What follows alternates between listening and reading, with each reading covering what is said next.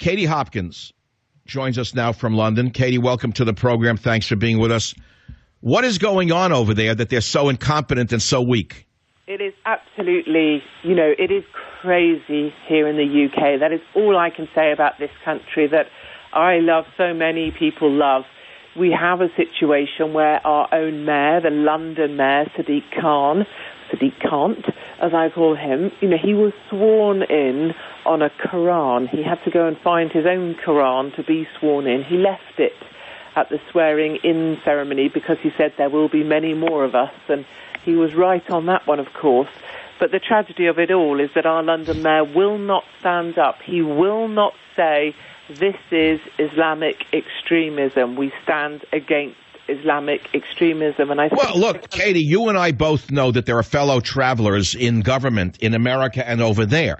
I heard his speech where he said he's appalled and furious that he didn't say who they were, would target innocent bystanders enjoying their night. Does he mean that there are not innocent bystanders that could be targeted, according to his viewpoint? Well, this is it. And after the last terror attack, which you'll appreciate was only, I think, about 10 days ago now, I may be slightly wrong with that, but our head of counter-terrorism here in the UK, after a series of arrests had been made, most of whom have now been released, of course, he said, go out, go and enjoy your bank holiday. Yeah, enjoy your night, right. Go and entertain yourself. That's civilization.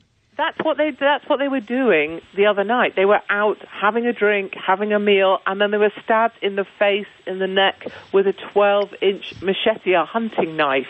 We did what we were told to do. We carried on. We went out. We enjoyed ourselves. And now we have people again slaughtered. And I walked that bridge today, and I saw where the bridge has been kind of pressure washed clean, and that was the thing that really hit me. It was walking over bits of the bridge that had been pressure washed clean. And yes, get out the eraser. Get the mental erasers out, Katie. You don't want the people to stop having their pub crawls, do you? Well, it's a mad thing here that we cannot acknowledge the problem we've got. These guys that were involved in this were actually in a program on one of our TV networks called The Jihadi Next Door. I mean, it would be laughable if it weren't so scary, frightening, and mad. Yeah, I saw that video. So were they being watched? We're seeing in the news some of them were being trailed by your so-called intelligence services? Not really so much that. It was that they were on the intelligence radar. They were part of a watch list, of course. But actually what we chose to do here in liberal, multicultural UK, we chose to make a documentary about them. We chose to follow them as they took the ISIS flag, went to a public park just up the road from where I'm sitting and prayed in public and talked about how they would commit jihad. We made a documentary about it that went out on regular mainstream TV called The Jihadi Next Door. And now, of course, one of those guys in that documentary that went for public airing, it was on Netflix until a couple hours ago as well, they are the guys that committed this atrocity. It's beyond ridicule. You could not make this up, and it's on the same day that one of the victims, 14-year-old girl, is buried by, we just had pictures of her father leading the coffin, bagpipes playing. She comes from this tiny island, and her funeral today coinciding with another vigil to another round of victims that have just fallen. And of course, the really terrifying thing is that worries me is actually fundamentally between those two events and now, nothing, not one thing has changed. Nothing.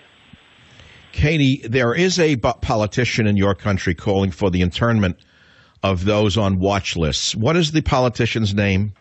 Oh, that would be Nigel Farage. He is saying that there should be internment now, or what, one more attack? It's always, if you do it one more time, we'll do something.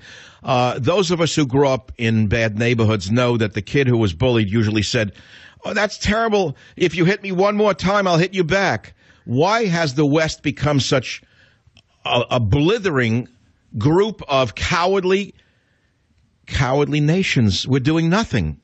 It's bonkers, and of course, it's best, I think, we don't talk of internment. I appreciate that has sensitivity, but I say incarcerate the lot. Get the 3,000 on the watch list and incarcerate all of them until we work out who is safe to let go. Get the 650 jihadis that we have, that we let back into our country, and deport them. And let's keep deporting them. Close down the Saudi-funded mosques that we have. Find the extreme imams who also I have on my email inbox from serving police officers telling me that the imams in certain areas choose the 2 or 3 policemen that they will accept to police their area. So there is collusion, allegedly, between imams and the police force, and the police force respects the choice of the police that the imams prefer.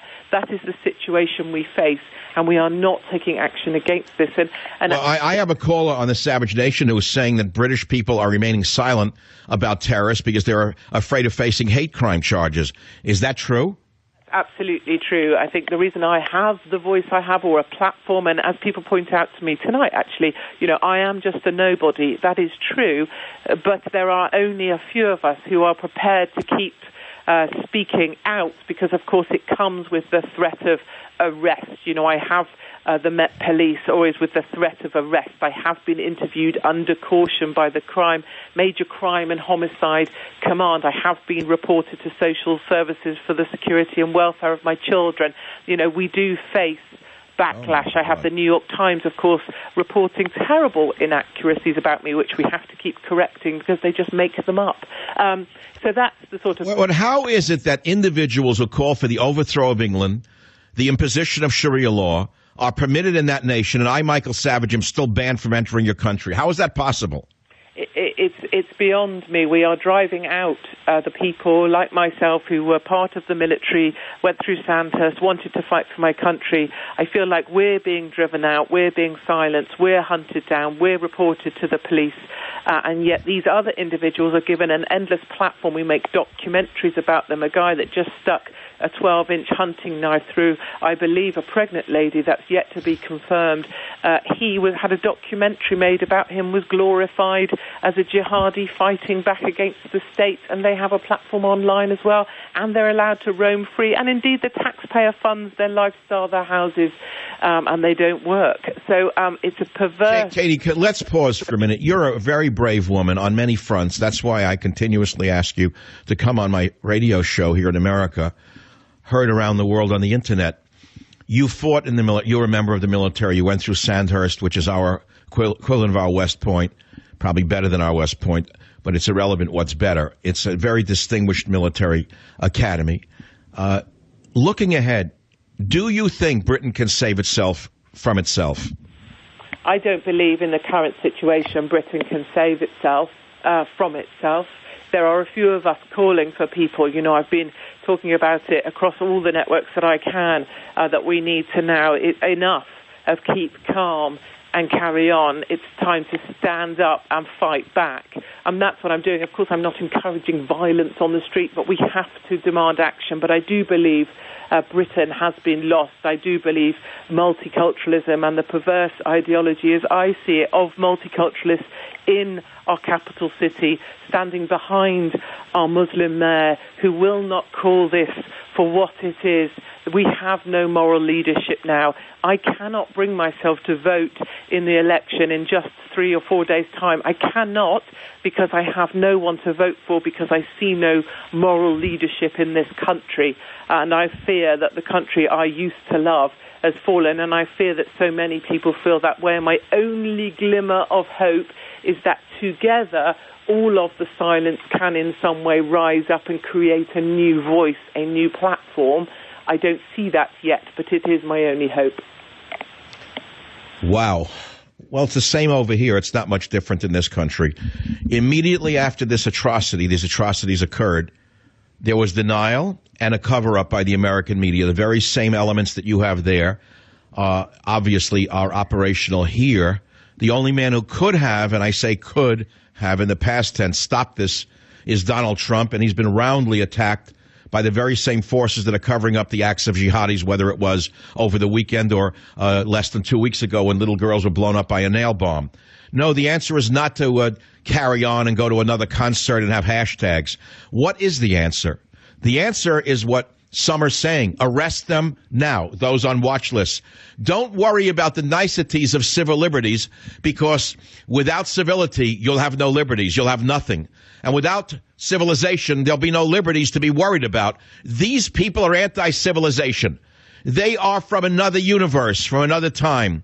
They may as well be an invasion from Jupiter in terms of their view of your country and my country. And only when what? How many more have to die, Katie, before America and Britain wake up? How many more have to die, Katie? It's a question that I don't know the answer to, but I know there will be more. I have intelligence from various sources that are kind enough to support me to say that next on the hit list is primary schools for our smallest children, and I have reports from mothers of new activity and security around primary schools and also hospitals. 2 of our hospitals were put on lockdown as the guys marched through. Katie, what do these psychopathic Islamists hope to achieve by killing innocent girls and children? What is their goal? I think ultimately, I know as a mum, I'm brave. So as a person, as an individual here in London, I'm brave. I'll fight anything. I'll do anything. I'll stand for anything. Ban me, fire me, arrest me. I do not care.